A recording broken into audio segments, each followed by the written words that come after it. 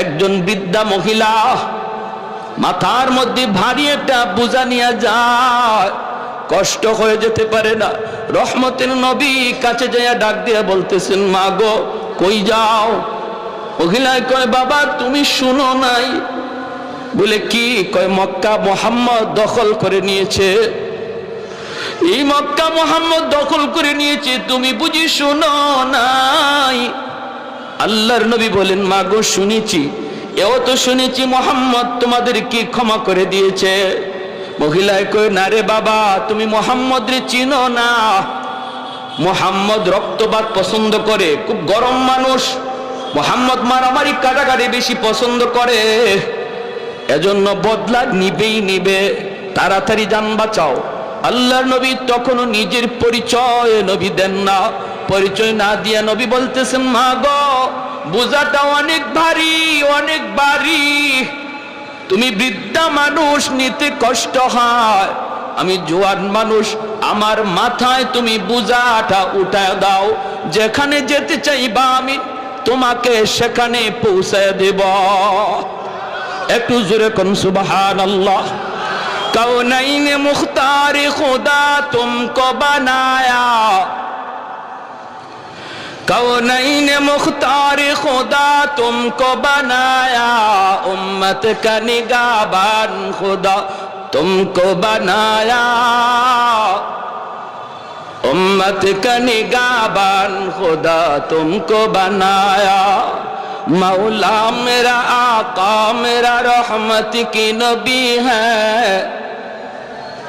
मौला मेरा आका मेरा रहमत की नबी है, ताजदार मदीना है तो माह अरबी है, ताजदार मदीना है तो माह अरबी है, अशजार ने देते हैं नबूवत के शहादात, तशकीक कमर में है तो अंगुल की इशारात, तशकीक कमर में है तो अंगुल की इशारात। একটু জোরে বলি আল্লাহু আকবার, মুসলমানের আওয়াজে বলি আল্লাহু আকবার। আল্লাহর নবী মহিলাকে যেই মাত্র এই কথাটা বললেন, মহিলায় কই, বাবা তাহলে তো বড় উপকার হতো। নবীজির মাথায় বোঝাটা চাপায় দেওয়া হলো। আমার নবী আপনার নবী মাথায় বোঝাটা লইয়া নবীজি পাহাড়ের দিকে যাইতে শুরু করলেন। ওই অবস্থায় নবীজির চোখ থেকে দর দর করে পানি পড়ে। নবীজি কান্দেন আর বলেন, মালিক আমি তো সবাইকে ক্ষমা করে দিয়েছি গো, কেন তারা কথাটা বিশ্বাস করলো না? ও মালিক তুমি আমাকে এজন্য হাসরের মাঠে কোনো পাকড়াও কইরো না। দেখো না মালিক, আমি তো তাদেরকে আরো সহযোগিতা করতেছি। নবীজি যান, আমার নবীর চোখ থেকে দর দর করে পানি পড়ে। পাহাড়ের কাছাকাছি যাইতেই মহিলায় কই, বাবা যুবক এই জায়গায় বোঝাটা তুমি নামায়া দাও। আল্লাহর নবী বোঝাটা এখানে নামায়া দিলেন। নবীজি চলে আসবেন, কথা নাই বার্তা নাই, নবীজির চোখের পানিটা মুইছে তিনি চলে আসবেন। এমনি মহিলা ডাক দিয়া কয়, রে যুবক এই দিকে যাবা না, ওই দিকে যাও। আল্লাহর নবী বলেন, মা গো ওই দিকে গেলে পরে কি হবে, আর ওদিকে গেলে কি হবে? কয়, বাবা ওই দিকে যদি যাও মুহাম্মদের সামনে পড়ার ভয়, মুহাম্মদের সামনে পড়ার ভয় আছে রে বাবা, এই দিকে তুমি যেও না। তোমার মতো যুবক আল্লাহর জমিনে আরেকজন আমার নজরে পড়ে নাই। বাবা তুমি এত ভালো, বাবা মুহাম্মদের সামনে পড়তে পারো, ওই দিকে যাও। এইবার নবীজি চোখের পানিটা বইসা কয়, মা গো মুহাম্মদ সম্পর্কে তোমার ধারণা কেমন? কয়, বাবা ধারণা তো ভালো না, মুহাম্মদ তো অনেক গরম মানুষ, খালি গরম কথা, খালি গরম কাজ, নরম বলতে কিছু নাই, শুধু রক্তপাত। নবী তখন বলেন, মা গো মুহাম্মদ সম্পর্কে তোমার এমন ধারণা, এটা কি মুহাম্মদকে দেইকা তুমি নিছো নাকি কারো কথা শুই না এমনটা মনে করতেছো? মহিলায় কই, বাবা আমি জীবনে মুহাম্মদকে দেখি নাই, আবু জাহেলের কথা শুই না, উতবা সাহেবের কথা শুই না, এমনটা মনে করি। আল্লাহর নবী তখন চোখের পানিটা মুছে আর কই, মা গো আর মানুষের কথা শুই না, মুহাম্মদকে চিনা লাগবে না। নিজের চোখে দেখে নাও। যেই যুবক তোমার বোঝা মাথায় নিয়ে এই পর্যন্ত আসলো, আমি সেই মুহাম্মদ। মহিলার চোখ থেকে দর দর করে পানি পড়ে, চিৎকার দেয়া কয়ে, মুহাম্মদ, তুমি যদি মুহাম্মদ হও তাহলে এতদিন যা শুনেছি ভুল শুনেছি, এতদিন যা শুনেছি সব মিথ্যা শুনেছি। বাবা, আবু জাহেল যা বলেছে মিথ্যা বলেছে, লিডারগুলি যা শোনাইছে মিথ্যা শোনাইছে। বাবা, তোমার মতো এত নরম দিলের মানুষ আল্লাহর জমিনে হয় না রে। বাবা, আমি আর দেরি করতে চাই না, তাড়াতাড়ি কালেমা পড়ে মুসলমান বানায় দাও। সেই নরম নবী গরম হয়েছেন, ওই নরম নবী তিনি আবার গরম হয়েছেন। কেমন গরম হয়েছেন? মদিনার মসজিদের মিম্বর, মায়ের নবী দয়ার নবী বলেন, কাব ইবনে আশরাফের কল্লা কাইটা আমি নবীর সামনে কে আনতে পারবা? মসজিদে নববীর মিম্বর থেকে নবী ঘোষণা দিলেন, জ্যান্ত একজন মানুষের কল্লা কাইটা আমি নবীর সামনে হাজির করবা। কে আসো এমন? বলুন তো, ওই সময় নবীজি নরম নাকি গরম? আরেকটু জোরে, নরম নাকি গরম? চেহারাটা আমার নবীর লাল হয়ে গেল, আল্লাহর নবীর চেহারাটা একদম লাল হয়ে গেল। নবী বলেন, ওই বেঈমানের, ওই মুনাফিকের কল্লাকে এটা আমার সামনে কে আনবা? সাথে সাথে মুহাম্মদ ইবনে মাসলামা রাদিয়াল্লাহু তাআলা আনহু তিনি দাঁড়ায় গেলেন, ডাক দিয়ে বলতেছেন, নবী গো, আমাকে অনুমতি দেন গো নবী, আমি দুশমনের কল্লাটা কাইটা আপনার সামনে হাজির করব। নবী বললেন, যাও, তোমাকে আমি অনুমতি দিলাম। মুহাম্মদ ইবনে মাসলামা রাদিয়াল্লাহু তাআলা আনহু দুইজন সঙ্গী নিয়ে রওনা দিলেন। ভাইরে, তিনি কে? তিনি এমন একজন সাহাবী, যেমন তার সাহস তেমন তার বুদ্ধি। হুদায়বিয়ার সন্ধির সময় একা 100 দুশমনকে গ্রেপ্তার করে বন্দী করে নবীর সামনে হাজির করেছিলেন। বলুন তো, একজন মানুষ 100 মানুষকে বন্দী করা, এটা শুধু শক্তির কাম নাকি বুদ্ধির বেশি কাম? হ্যাঁ, কি পরিমাণ বুদ্ধি, কি পরিমাণ বুদ্ধি! দুইজন সাথী নিয়ে তিনি রানা। ইহুদিদের লিডার কাব ইবনে আশরাফের কল্লা আনবেন কেন? কারণ নবী বলেন, সে আমার আল্লাহকে গালি দেয়, আমি নবীকে গালি দেয়, আমি নবী আমার গালি সইতে পারবো, আল্লাহকে গালি দিলে আমি নবী সইতে পারি না।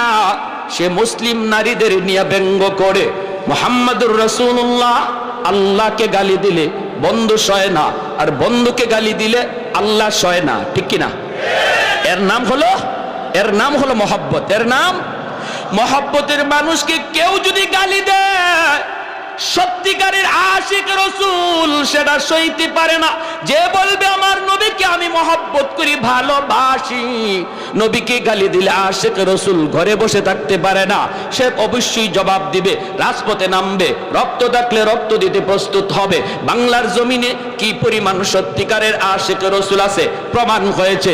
আর যারা নবীর ইশক ভালোবাসা মুখে শুধু কয়, রাজপথে দেখা যায় না, জিলাপি পাইলে দেখা যায়, এরা সত্যিকারের আশিক নয়, মুখে আশিক, মূলত আস্থা একটা চিটা। স্কুল কলেজ ভার্সিটির ভিতরে আজকে প্রমাণ হয়েছে আশিক রাসূল আসেনি না নাই, ঠিক কিনা? আল্লাহর নবী বলেন, যাও। মুহাম্মদ ইবনে মাসলামা রাদিয়াল্লাহু তাআলা আনহু সঙ্গে দুইজন সাথে নিয়ে রওনা দিলেন, আর বলতেছেন, দোস্তরা, সর্বদা তোমরা সজাগ থাকবা, আমার চোখের দিকে তোমরা নজর রাখবা, মুখে সব কথা বলা যাবে না, চোখের ইশারায় কাম করা লাগবে। যখনই পজিশন আসবে আমার চোখের দিকে তোমরা তাকাইবা, চোখের ভাষা বোঝা লাগবে, চোখের ভাষা বুঝতে হবে, জবানের ভাষা চলবে না। ভাইরা বন্ধুরা, এই বইলে তিনি গেলেন কাব ইবনে আশরাফের বাড়ির সামনে, যাই তিনি ডাক দিলেন, নেতা, ও নেতা। নেতা ডাকটা শোনা মাত্রই কাব ইবনে আশরাফ ভিতর থেকে কয়, দাঁড়াও, আসতেছি, একটু অপেক্ষা করো। কাব ইবনে আশরাফ নেতা ডাক শুই না একদম ফুলে গেছে, ফুটবল জবাই ফুলে। কারণ নেতা ডাক বড় মজা, এই নেতা ডাকের জন্য মানুষ লক্ষ লক্ষ টাকা খরচ করে। কোটি কোটি টাকা খরচ করতেও রাজি, তবুও নেতা ডাক শুনতে চায়, ঠিক কিনা? হ্যাঁ, মুহাম্মদ ইবনে মাসলামা রাদিয়াল্লাহু তাআলা আনহু তিনিও ভাবলেন কাউরে যদি সাইজ করা লাগে আগে তারে পাম দেওয়া লাগে, পাম দিলে যদি পাম লয় তাহলে তারে খেলতে মজা, যেই বলে পাম দিলে পাম লয় এই বলটাই লাথি দিতে মজা, যেই বলে পাম দিলে পাম লয় না এই বলতে কেউ লাথিও দেয় না। এজন্য তিনি ভাবছেন ওরে তো সাইজ করতে আসছি, আগে ওরে একটু ফুলানি লাগবে, একটু পাম দেওয়া লাগবে, বাতাস দেওয়া লাগবে, যদি বাতাস লয় পাম লয় তাহলে সুবিধা হবে। দেখেন প্রথম ডাকেই সে বাতাস লইছে, যেই বলছেন নেতা কয়েকটু দাঁড়াও আসতেছি, মুহাম্মদ ইবনে মাসলামা কয় বুঝছি তুমি পাম লইছো। যেই মাত্র আওয়ার জন্য রওনা দিছে এমনি তার বউ কয়, কাব ইবনে আশরাফের বউ, ইমাম বুখারী রাহমাতুল্লাহ আলাইহি কিতাবুল মাগাজি বুখারী শরীফ জিলদে সানিতে এনেছেন, তার বউ কি কয় শুনবেন, বউ কয় স্বামী গো যাইও না, ডাকটা আমার কাছে বেশি সুবিধা মনে হয় না। নেতা তো, নেতার বউ নেতা, নেতার বউ, নেতার বউ বড় নেতা আরেকজনে কয়। হ্যাঁ, এটাই তো নিয়ম আমাদের দেশে। মূল যেটাকে হের হের কাম কাজ, হের দমক দমক কমই হয়, কিন্তু তার ডাইনে বামে সাইডে যার থাকে এরার তাফালিং সহ্য করা কঠিন, ঠিক না? সাইডে যারা থাকে এরার তাফালিং দেখে কে, আমার ভাই অমুক, আমার দুলাভাই অমুক, আমার স্বামী দারোগা, দেখেন না ওই দারোগার বউ, হ্যাঁ ও দারোগার থেকে আরো বড়টা, দারোগার বউ দারোগার চেয়ে আরো বড় পাওয়ার দেখায়। তো এরকম ভাবে মুহাম্মদ ইবনে মাসলামা যে ডাক দিচ্ছেন, কাব ইবনে আশরাফের বউ কয় যাও না, কেন কিসে, কই যাও, আরে দেখো না কত সুন্দর করে ডাকটা দিছে, হায় রে কত সুন্দর ডাক, আমারে খুব কমই দেয়, এভাবে ডাক দিছে, যাইতেছি। কাব ইবনে আশরাফের বউ কয় শোনো তোমার কাছে ভালো লাগছে কিন্তু আমার কাছে ডাকটার মধ্যে কেমন কেমন জানি লাগতেছে। কেমন কেমন মানে, আমি এই ডাকে রক্তের গন্ধ পাই, রক্তের গন্ধ। কি জাত মহিলা বুঝেন কেউ ভাই? আমরা খালি মনে করি মহিলাদের মাথা নেড়ার তাল, জি না, মহিলাদের মাথায় গিলু আছে, কিন্তু না থাকলে দেশ চালা কেমনে, আসেনি না নাই? হ্যাঁ, সৌদি যাই গেলাম, হজে গেলাম, আল্লাহ পাক নেওয়াইলেন আমারে সৌদি এক শায়েখে জিগায় বাড়ি কই, বাড়ি বাংলাদেশ। এমনি আমার আরবিতে কয় তোকে দেশে পুরুষ মানুষ আসেনি? আমি মনে মনে বেজাতের বেজাতি বা মাতে পুরুষ মানুষ নাই, আমারে কি তোমার মহিলা মনে হইতেছে নাকি? না এটা কই নাই, এক বেটি নামে আরেক বেটি উঠে, বেটাইন কই? ও আমাদের জায়গা মতো দিয়া দিছে আমারে। তা আমি কইলাম তোমাকে দেশে এরকম একজন বেটি বাইর করো, বাইর করো, আমার দেশে বেটিরাই যদি এমন হয় বুঝো বেটাইন কি জাত। তখন আইসে দিছে, আইসা কয় না নিয়ামিয়া, কয় না তুমি ঠিক আছো তো, কয় রক্তের গন্ধ পাই। আরে আরে তুমি আমার সাথে খালি গড়ই করলা জীবন ভর, এখনো জামাই চিনো নাই। আরবের মাটিতে এমন কোন মার ফুত আছে আমার গায়ে টুকা দিব? ওই দেখেন কেমন তাফালিং দেখাইতেছে। ফয়সালা তো হয়ে গেছে আসমানে, আসতেছি, আসছে। আর আসা মাত্রই মুহাম্মদ ইবনে মাসলামা রাদিয়াল্লাহু তাআলা আনহু তিনি বলতেছেন, নেতা কি আতর মাখলেন? ওই সময় আতর মাখার সিস্টেম ছিল, লম্বা চুল রাখতো, আল্লাহ নবী ওইভাবে আতর মাখতেন, মাঝখান দিয়ে ফিতা ফাড়া হইতো, আর ওই চুলের ফিতার মাঝখানে একটু আতর ঢালা হইতো, আতরটা বেয়ে বেয়ে অনেক সময় কপালে দিয়েও একটু একটু বাইতো। তো আতরটা খুব দামি। মুহাম্মদ ইবনে মাসলামার ওনার উদ্দেশ্য হইল তো খালি ওরে পাম দেওয়া, পাম বেশি দেওয়া।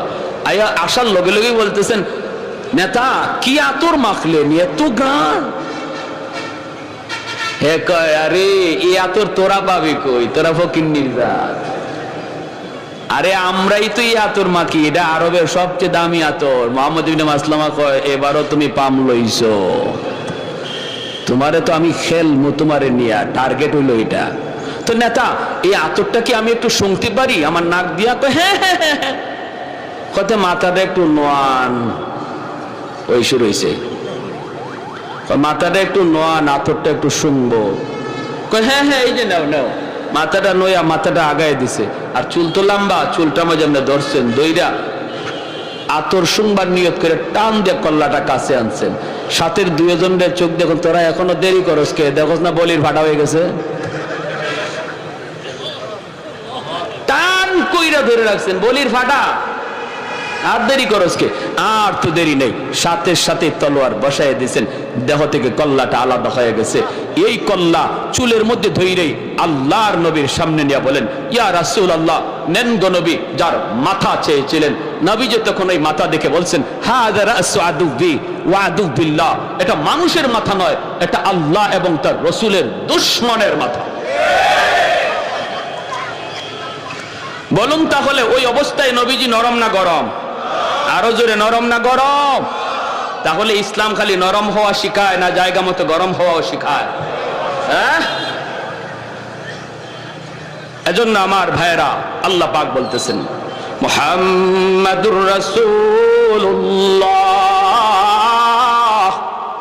ওয়াল্লাযীনা মাহু আশিদ্দাউ আলাল কুফফার রুহামাউ বাইনাহুম।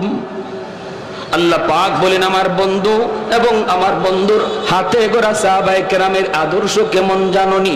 এত নরম, এত নরম, তারা জায়গা মতো নরম, জায়গা মতো গরম, জায়গা মতো নরম, জায়গা মতো গরম।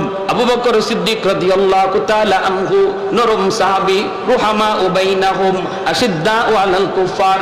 ওমরের মতো সাহাবী, গরম সাহাবী। আবু বকর নরম, জায়গা মতো গরম হইছেন, ঠিক না? একটা ঘটনা বলবো, মনোযোগ কার কার আছে হাত উঠে আল্লাহকে দেখান।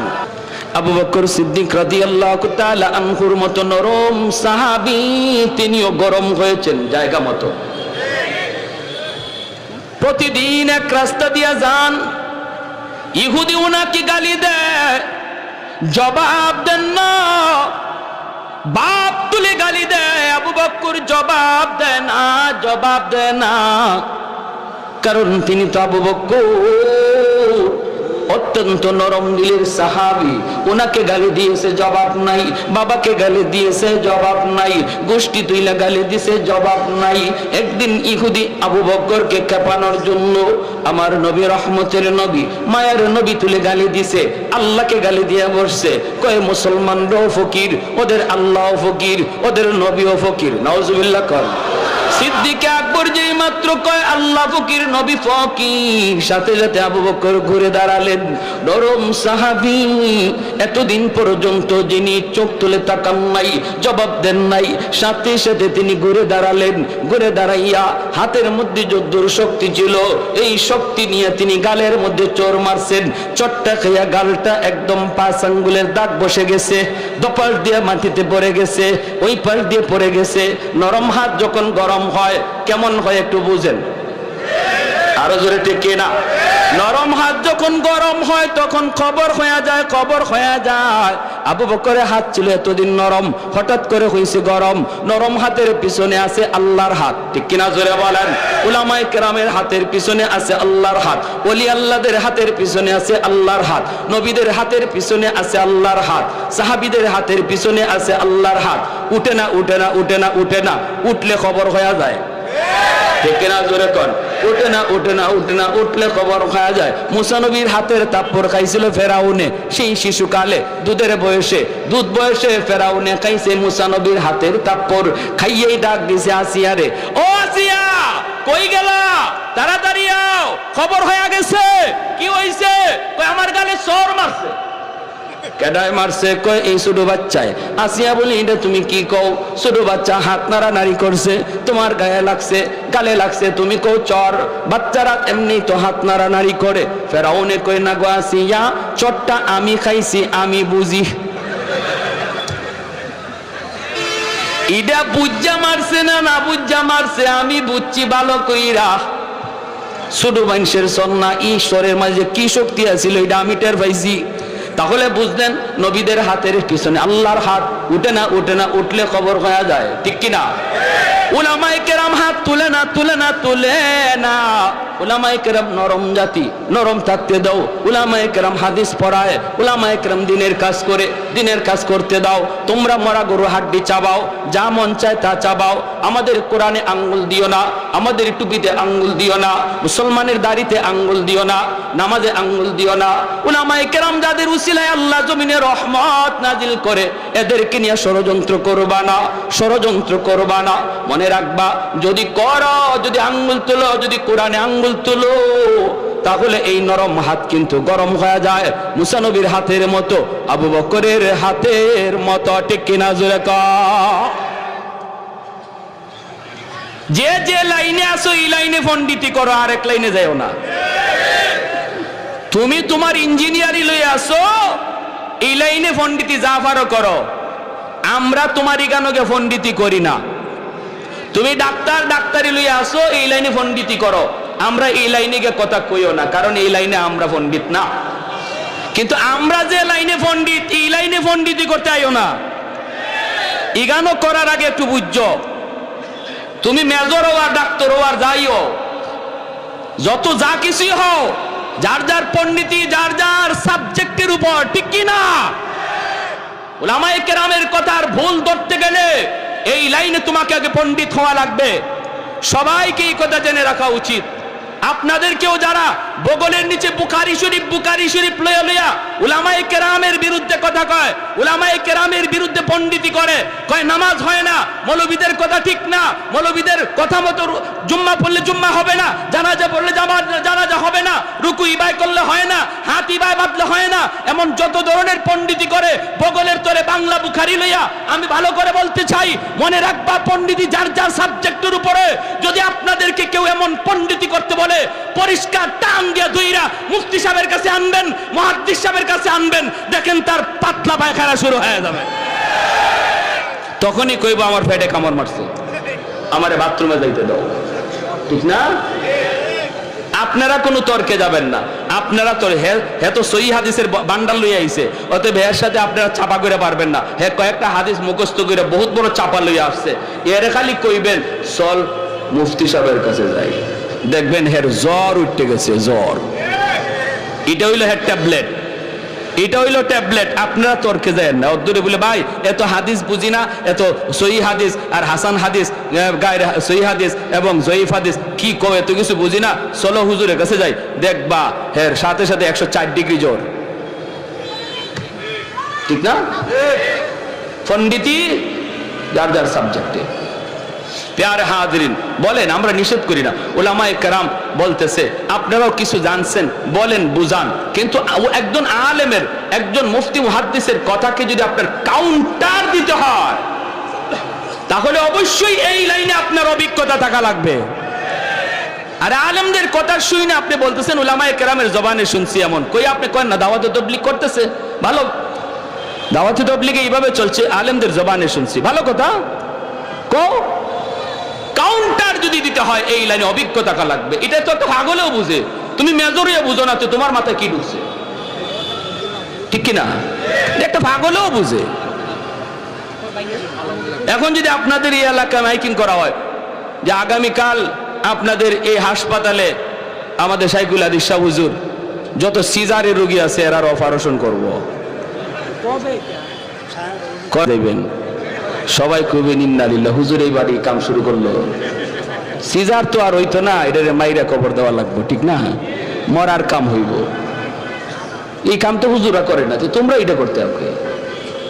প্যারে হাজরিন, তো আবু বকর সিদ্দিক রাদিয়াল্লাহু তাআলা আনহু বসাই দিয়েছেন, যদ্দুর গায়ে শক্তি আছিল, এর গায়ে তো আঙ্গুলের দাগ পড়ে গেছে। সুজা নবীজির দরবারে গিয়া কয়, মুহাম্মদুর রাসূলুল্লাহ, আপনার সাহাবী আবু বকর আমারে ফিডাইছে। কই দে গালে। আল্লাহ নবী দেখেন গালে এখনো আঙ্গুলের দাগ আছে, আঙ্গুলের দাগ পড়ে গেছে গালে, বুঝেন এটা কি জেনতেন চোর? এটা কি জেনতেন চোর? নবী বলতেছেন তুমি ভুল বলতেছো, মনে হয় কামটা উমরের, কারণ আমার উমরে এইরকম কইরা অভ্যাস আছে। কিন্তু নামটা মনে হয় তুমি ভুল বলতেছো, আবু বকর না, আবু বকর এমন করতে পারে না, আবু বকর তো নরম। ইহুদি কয় আপনার নরম সাহাবী গরম হইছে, আপনার নরম জনই আজকে গরম হইছে। আল্লাহ নবী বলে কেন, আমার আবু বকর তো হঠাৎ করে গরম হওয়ার কথা না। কয় এমনি, দেখেন ডাকাইতে ডাকাইতে মিশা কথা কয়, কয় এমনি। নবী যে আবু বকরকে ডাক দিয়েছেন, ডাক দিয়ে বলতেছেন আবু বকর ঘটনা কি, ছটটা তুমি মারছো। সিদ্দিক আকবর, তিনি তো সিদ্দিক। সিদ্দিক কাকে বলে, জীবনে যে মিথ্যা কথা বলে না, সিদ্দিক। ডাক দিয়া বলেন ইয়া রাসূলুল্লাহ, নবী গো আমারে গালি দিছে, বাপ তুলে গালি দিছে, সব গালি সইতে পারছি, কিন্তু যখনই আল্লাহকে গালি দিছে, আপনারে গালি দিছে, তখন তো এটা আমার ইমানের সাবজেক্ট। ইমানদারের সামনে আল্লাহর গালি হবে, আল্লাহর রসুলকে নিয়ে ব্যঙ্গ হবে। আর ইমানদার যদি চুপচাপ চলে যায়, কারণ সে আমার ভাই, সে আমার বন্ধু, সে আমার নেতা, সে আমার দলের লোক, এই মনে কইরা যদি নীরব চলে যায়, নবী বলেন তার ঈমান নাই, ঈমান নাই। মাল ঈমান ইয়া রাসূলুল্লাহ, ইদা সাররাতকা হাসানাতুকা ওয়া ইদা সাআতকা সাইয়্যাতুকা ফাআনতা মুমিন। চলে যায় যদি, বোঝা গেল ঈমান নাই। কপালের ভিতরে নামাজে পড়তে পড়তে নামাজের কর পড়া গেল, এরপরও নবী বলেন তার ঈমান নাই। ঠিক কিনা, ঠিক কিনা? আল্লাহর বিরুদ্ধে কথা শুনলো, ইসলামের বিরুদ্ধে কথা শুনলো, নবীর বিরুদ্ধে কথা শুনলো, এরপরে চলে যায়। কয় থাক, বলে ফেলছে, বলে ফেলুক। এই বইলে যদি কেউ চলে যায়, আল্লাহর নবী বলতেছেন, আমি নবী গ্যারান্টি দিলাম, সার্টিফিকেট দিলাম, ওর ঈমান নাই, ঈমান নাই, ঈমান নাই, ঈমান নাই, ঈমান নাই। এজন্য ভাইরা বন্ধুরা, আবু বকর সিদ্দিক রাদিয়াল্লাহু তাআলা আনহু তিনি বলেন, আমি মারছি গো নবী, যখনই আপনারে গালি দিছে, আল্লাহ তুলে গালি দিছে। আল্লাহর নবী বলে, আবু বকর, মুহাম্মদুর রাসূলুল্লাহর আদালতে বিচার রে।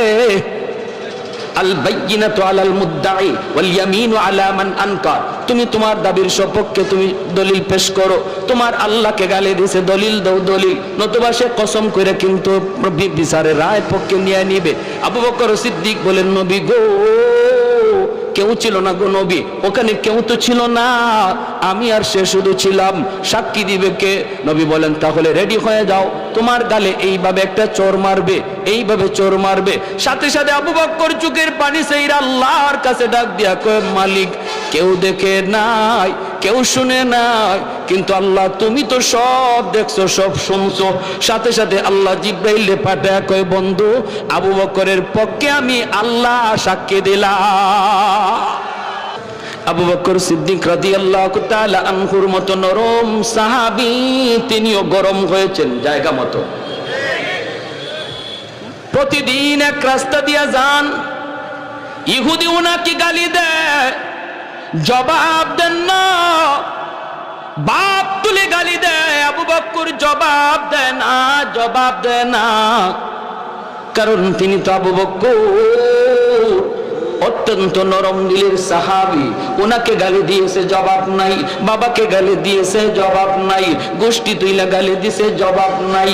একদিন ইহুদি আবু বকরকে খেপানোর জন্য আমার নবী, রহমতের নবী, মায়ের নবী তুলে গালি দিছে, আল্লাহকে গালি দিয়ে বসছে।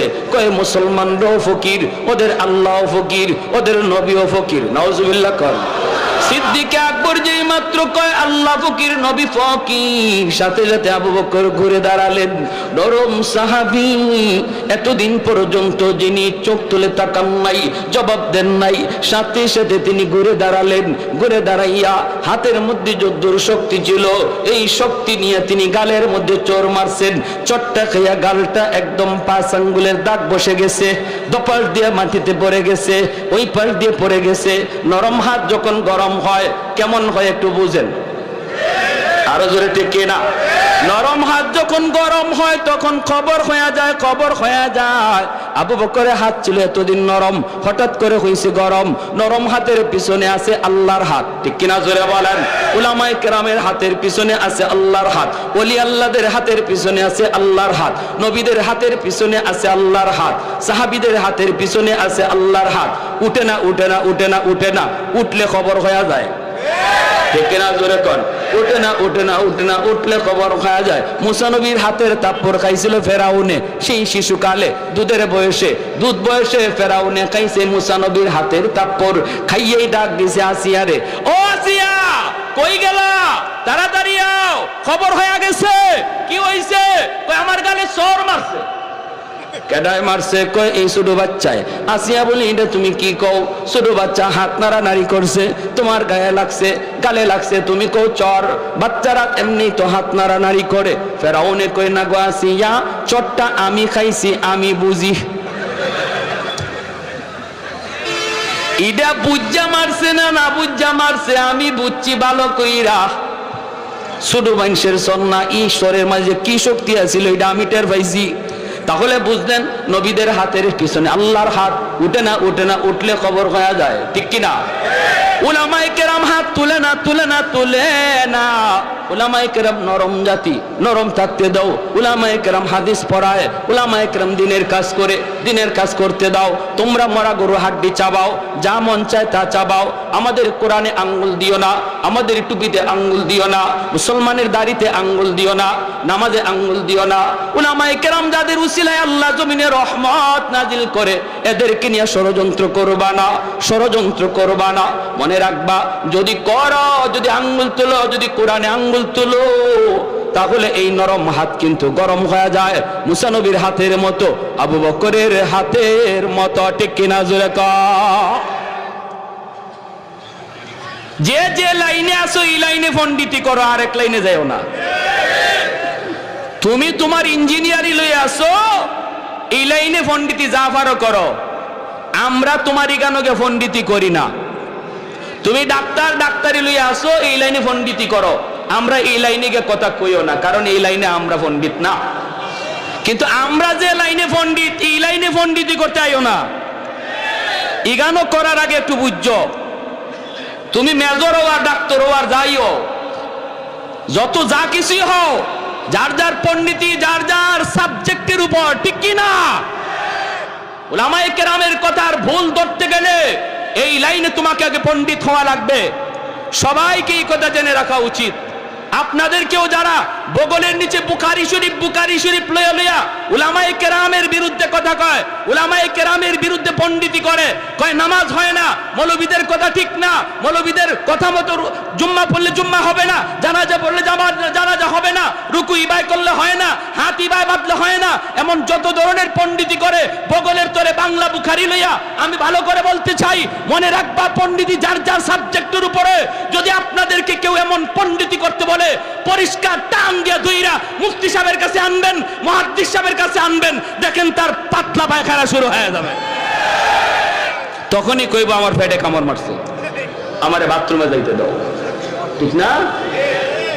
আপনারা কোনো তর্কে যাবেন না। আপনারা তো হে তো সহিহ হাদিসের বান্ডাল লইয়া আইছে, অতএব এর সাথে আপনারা চাপা করে পারবেন না। হে কয়েকটা হাদিস মুখস্থ করে বহুত বড় চাপা লইয়া আসছে, এর খালি কইবেন চল মুফতি সাহেবের কাছে যাই, দেখবেন হের জ্বর উঠতে গেছে, জ্বর। এটা হইলো হের ট্যাবলেট, এটা হইলো ট্যাবলেট। আপনারা তর্কে যায় না, অদূরে বলে ভাই এত হাদিস বুঝি না, এত সহিহ হাদিস আর হাসান হাদিস, গায়ের সহিহ হাদিস এবং জয়ীফ হাদিস কি কয়, এত কিছু বুঝি না, চলো হুজুরের কাছে যাই, দেখবা হের সাথে সাথে 104 ডিগ্রি জ্বর, ঠিক না? পণ্ডিতি যার যার সাবজেক্টে। প্যারে হাজিরিন, বলেন, আমরা নিষেধ করি না। উলামায়ে কেরাম বলতেছে আপনারাও কিছু জানছেন, বলেন, বুঝান, কিন্তু একজন আলেমের, একজন মুফতি মুহাদ্দিসের কথাকে যদি আপনার কাউন্টার দিতে হয়, তাহলে অবশ্যই এই লাইনে আপনার অভিজ্ঞতা থাকা লাগবে। আর আলেমদের কথা শুই না আপনি বলতেছেন উলামায়ে কেরামের জবানে শুনছি, এমন কই আপনি করেন না? দাওয়াতে তাবলীগ করতেছে, ভালো, দাওয়াতে তাবলীগে এইভাবে চলছে, আলেমদের জবানে শুনছি, ভালো কথা। কাউন্টার যদি দিতে হয় এই লাইনে অভিজ্ঞতা থাকা লাগবে। এটা তো একটা পাগলেও বুঝে, তুমি মেজরিয়া বুঝো না তো তোমার মাথায় কি ঢুকছে, ঠিক কিনা? একটা পাগলেও বুঝে। এখন যদি আপনাদের এই এলাকায় মাইকিং করা হয় যে আগামীকাল আপনাদের এই হাসপাতালে আমাদের শাইখুল হাদিস শাহ হুজুর যত সিজারের রোগী আছে এরার অপারেশন করব, করবেন, সবাই কইবেন ইন্নালিল্লাহ, হুজুর এই বাড়ি কাম শুরু করলো। সিজার তো আর হইতো না, এটার মাইরা কবর দেওয়া লাগবে, ঠিক না? মরার কাম হইব, এই কাম তো হুজুরা করে না, তো তোমরা এটা করতে হবে। প্যারে হাজিরিন, তো আবু বকর সিদ্দিক রাদিয়াল্লাহু তাআলা আনহু বসাই দিয়েছেন, যদ্দুর গায়ে শক্তি আছিল, এর গায়ে তো আঙ্গুলের দাগ পড়ে গেছে। সুজা নবীজির দরবারে গিয়া কয়, মুহাম্মদুর রাসূলুল্লাহ আপনার সাহাবী আবু বকর আমারে ফিডাইছে, কই কই দে গালে। আল্লাহ নবী দেখেন গালে এখনো আঙ্গুলের দাগ আছে, আঙ্গুলের দাগ পড়ে গেছে গালে। বুঝেন এটা কি জেনতেন চোর? এটা কি জেনতেন চোর? নবী বলতেছেন তুমি ভুল বলতেছো, মনে হয় কামটা উমরের, কারণ আমার উমরে এইরকম কইরা অভ্যাস আছে, কিন্তু নামটা মনে হয় তুমি ভুল বলতেছো, আবু বকর না, আবু বকর এমন করতে পারে না, আবু বকর তো নরম। ইহুদি কয় আপনার নরম সাহাবী গরম হইছে, আপনার নরম জনই আজকে গরম হইছে।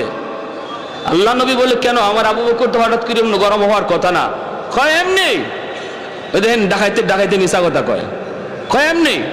নবীজি আবু বকরকে ডাক দিয়েছেন, ডাক দিয়ে বলতেছেন আবু বকর ঘটনা কি? চটটা তুমি মারছো। সিদ্দিক আকবর, তিনি তো সিদ্দিক। সিদ্দিক কাকে বলে? জীবনে যে মিথ্যা কথা বলে না, সিদ্দিক। ডাক দিয়া বলেন ইয়া রাসূলুল্লাহ, নবী গো আমারে গালি দিছে, বাপ তুলে গালি দিছে, সব গালি সইতে পারছি, কিন্তু যখনই আল্লাহকে গালি দিছে, আপনারে গালি দিছে, তখন তো এটা আমার ইমানের সাবজেক্ট। ইমানদারের সামনে আল্লাহর গালি হবে, আল্লাহর রসুলকে নিয়ে ব্যঙ্গ হবে। আর ইমানদার যদি চুপচাপ চলে যায়, কারণ সে আমার ভাই, সে আমার বন্ধু, সে আমার নেতা, সে আমার দলের লোক, এই মনে কইরা যদি নীরব চলে যায়, নবী বলেন তার ঈমান নাই, ঈমান নাই। মাল ঈমান ইয়া রাসূলুল্লাহ? ইদা সাররাতকা হাসানাতুকা ওয়া ইদা সাআতকা সাইয়্যাতুকা ফাআনতা মুমিন। চলে যায় যদি, বোঝা গেল ঈমান নাই। কপালের ভিতরে নামাজে পড়তে পড়তে নামাজের কর পড়া গেল, এরপরও নবী বলেন তার ঈমান নাই। ঠিক কিনা? ঠিক কিনা? আল্লাহর বিরুদ্ধে কথা শুনলো, ইসলামের বিরুদ্ধে কথা শুনলো, নবীর বিরুদ্ধে কথা শুনলো, এরপরে চলে যায়। কয় থাক, বলে ফেলছে, বলে ফেলুক। এই বইলে যদি কেউ চলে যায়, আল্লাহর নবী বলতেছেন আমি নবী গ্যারান্টি দিলাম, সার্টিফিকেট দিলাম, ওর ঈমান নাই, ঈমান নাই, ঈমান নাই, ঈমান নাই, ঈমান নাই। এজন্য ভাইরা বন্ধুরা, আবু বকর সিদ্দিক রাদিয়াল্লাহু তাআলা আনহু তিনি বলেন আমি মারছি গো নবী, যখনই আপনারে গালি দিছে, আল্লাহ তুলে গালি দিছে। আল্লাহর নবী বলে আবু বকর মুহাম্মদুর রাসূলুল্লাহর আদালতে বিচার রে। আল বাইয়িনাতু আলাল মুদ্দাই ওয়াল ইয়ামিনু আলা মান আনকার। তুমি তোমার দাবির সপক্ষে তুমি দলিল পেশ করো। তোমার আল্লাহকে গালি দিয়েছে, দলিল দাও, দলিল, নতুবা সে কসম করে কিন্তু বিচারের রায় পক্ষে নিয়ে নিবে। আবু বকর সিদ্দিক বলেন নবী গো, কেউ ছিল না গো নবী, ওখানে কেউ তো ছিল না, আমি আর সে শুধু ছিলাম, সাক্ষী দিবে কে? নবী বলেন তাহলে রেডি হয়ে যাও, তোমার গালে এইভাবে একটা চোর মারবে, এইভাবে চোর মারবে। সাথে সাথে আবু বকর চোখের পানি সেইরা আল্লাহর কাছে ডাক দিয়া কয় মালিক, কেউ দেখে নাই, কেউ শুনে নাই, কিন্তু আল্লাহ তুমি তো সব দেখছো, সব শুনছো। সাথে সাথে আল্লাহ জিব্রাইল পাঠায় কয় বন্ধু, আবু বকরের পক্ষে আমি আল্লাহ সাক্ষী দিলাম। ভালো করে শুনে নাও, আমার বন্ধু এবং বন্ধুর সাহাবায়ে কেরামের আদর্শ কি ছিল? নরমের জায়গায় তারা অতি নরম, গরমের জায়গায় অতি বেশি গরম। নিজেদের ভিতরে কোনো দ্বন্দ্ব নাই, নিজেদের ভিতরে কোনো মারামারি নাই, নিজেদের ভিতরে কোনো কাটাকাটি নাই। আমি এক দল করি, তুমি অন্য দল করো, কিন্তু আমাদের পরিচয় শুধু একটাই, আমরা এক আল্লাহর গোলাম, এক নবীর উম্মত। আওয়াজ দিয়া বলেন ঠিক কিনা? আরে যুবক, এক দল করো, তুমি তোমার বন্ধু করে আরেক দল রে। ক্ষমতার জন্য কোনো ভাইকে তুমি মারবা না, দলের জন্য কোনোদিন তার রক্ত ঝরাবা না, কারণ ইসলাম সেটা শিক্ষা দেয় না। ইসলাম শিক্ষা দেয় রক্ত ঝরানো মুসলমানের ভিতরে কাম নয়। মুসলমান একে অপরের জন্য ভাই ভাই। আল মুসলিমুন আকুল মুসলিম। ভালো করে খেয়াল করে শোনো রে যুবক, এজন্য বলতেছি মনে রাখবা, নিজেদের ভিতরে কোনো দ্বন্দ্ব নয়, নিজেদের ভিতরে কোনো মারামারি নয়। আমাদের পরিচয়, আসল পরিচয় এক, আমরা হলাম মুসলমান, এক আল্লাহর গোলাম, এক নবীর উম্মত, এক নবীর উম্মত। এজন্যই তো আমার নবী, রহমতের নবী, কি পরিমাণ নরম দিলের অধিকারী ছিলেন। নরম দিলের নবী, তিনিও আবার জায়গা মতো অতি গরম হয়েছেন। ইসলাম ধর্মের শিক্ষাই হলো তুমি জায়গা মতো নরম, জায়গা মতো তুমি অতি গরম, অতি গরম।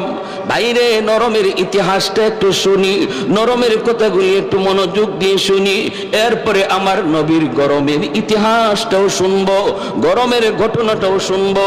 মায়ার নবী, দয়ার নবীকে মক্কার মানুষ আপন জন্মভূমিতে নবীকে থাকতে দেয় নাই। জন্মভূমিতে থাকার অধিকার সবারই আছে, কার নাই? সবাই জন্মভূমিতে থাকবে, কেউ জন্মভূমি থেকে যায় না। ধর্ম যার যার, কিন্তু দেশ তো সবার, ঠিক না? আল্লাহর নবী ভিন্ন ভিন্ন ধর্মের প্রচারক, তাই বলে নবীকে দেশ থেকে বের করার কোনো আইন নাই। বাংলার জমিনে যেমন মুসলমান আছে, ইহুদিও আছে, মুসলমান আছে, বৌদ্ধ আছে, মুসলমান আছে, হিন্দু আছে।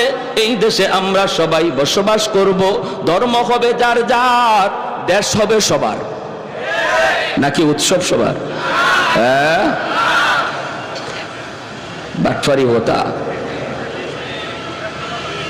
ধর্ম যার যার, দেশ সবার, এটা মানি, ঠিক না? আমরা বলি না হিন্দুরা বের হয়ে যাও, আমরা বলি না খ্রিস্টানরা বের হয়ে যাও, আমরা বলি না বৌদ্ধরা বের হয়ে যাও। এই দেশ মুসলমানের, কোন দেশের কোন ধর্মের মানুষ থাকবে না, এমনটা আমরা বলবো না। কারণ আমার নবী রহমতের নবী, মদিনার রাষ্ট্রনায়ক। তখনও মদিনায় ইহুদিরা ছিল কি ছিল না? বহু ইহুদি মদিনায় ছিল, তাদের ধর্মীয় স্বাধীনতা আল্লাহর নবী দিয়েছেন। আল্লাহর নবী তাদের ধর্ম পালনের পরিপূর্ণ স্বাধীনতা দিয়েছেন। এজন্য ইসলাম বলে তুমি ধর্ম যার যার পালন করো, কিন্তু দেশ হবে সবার। কিন্তু আমার নবীকে মক্কার মানুষ থাকতে দিল না, জন্মভূমিতে নবীকে থাকতে দিল না রে। আমার নবী যখন বের হয়ে যাচ্ছেন, জন্মভূমি ছেড়ে নবী যখন বের হয়ে যাচ্ছেন, মক্কার দিকে তাকা তাকা মায়ার নবী চোখের পানি জরা জরা কান্দেন, চোখের পানি জরা জরা কান্দেন, আর বলতেছেন, এরে আমার জন্মভূমি, আমি তোমাকে কত ভালোবাসি।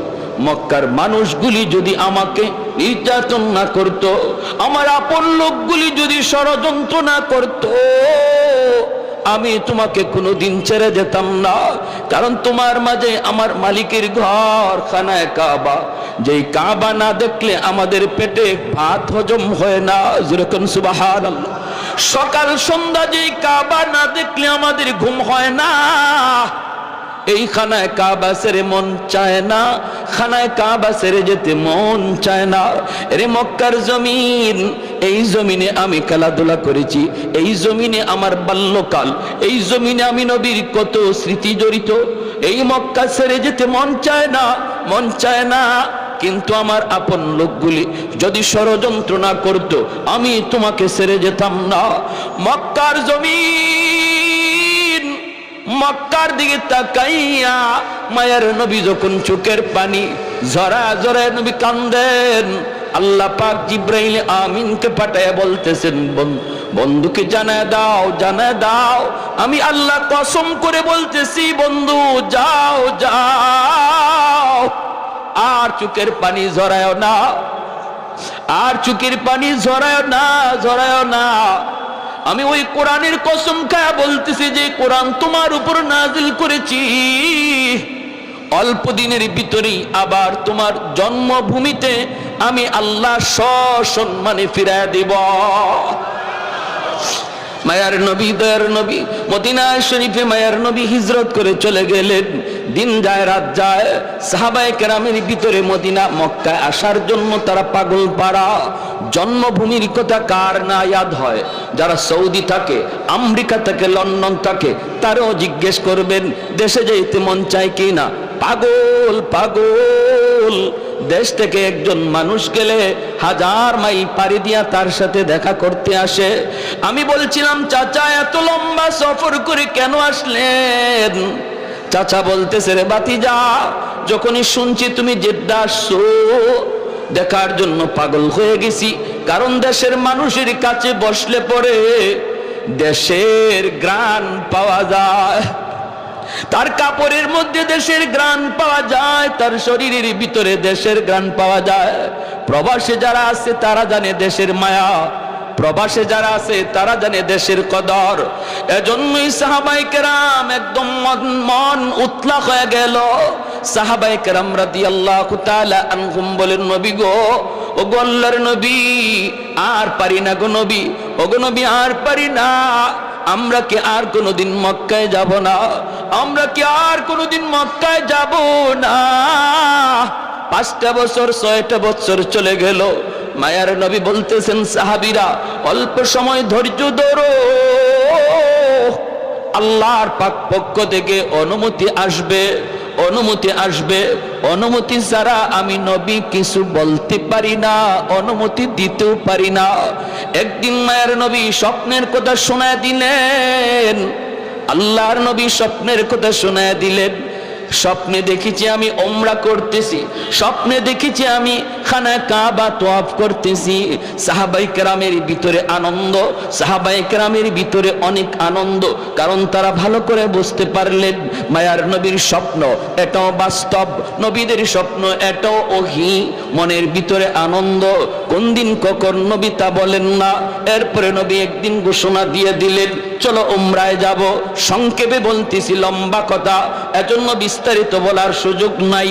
আল্লাহ নবী 1400 সাহাবায়ে কেরাম লইয়া মায়ার নবী উমরা করার জন্য রওনা দিলেন। মক্কার মানুষগুলি নবীকে উমরা করতে দিল না। হুদাইবিয়া নামক জায়গা থেকে মায়ার নবীকে ফিরায়া দিল। ওখানেই নবী সন্ধি করলেন, সন্ধি করলেন।